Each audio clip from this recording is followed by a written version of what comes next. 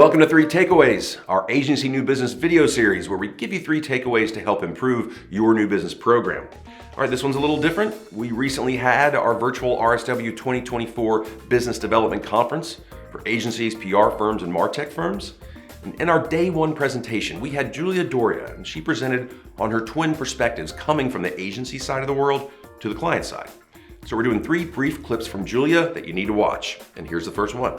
Because you're going to have to get really clear about who you're for, what you're willing to say yes to, and where you may need to say no. All right, so your first takeaway is get clear on who you're for Julia. And that means focus your prospecting targets.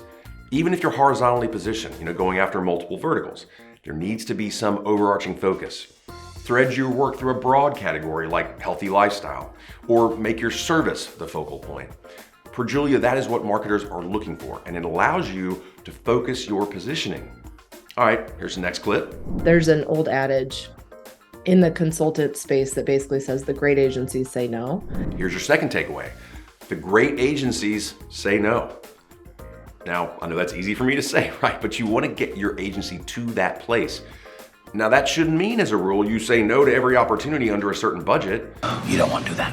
You should be flexible, willing to consider a paid test, for example, for a client that is right fit, meets your parameters, and you have a good certainty you can land and expand with that client. Now, we've had clients close a fair amount of business that way here at RSW.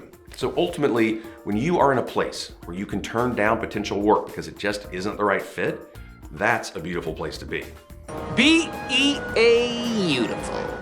All right, here's Julia's last clip. You have to choose who you want to pursue so carefully. You have to make sure you're a good match from the get-go, and you have to make sure that that client is in a position where they'd be willing to hire you. Yeah, so you do need to choose those clients you go after with thoughtfulness and intent, absolutely.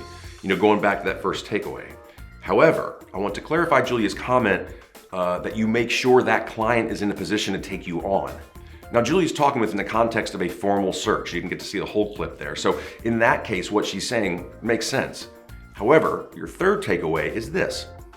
You never know when a prospect is ready.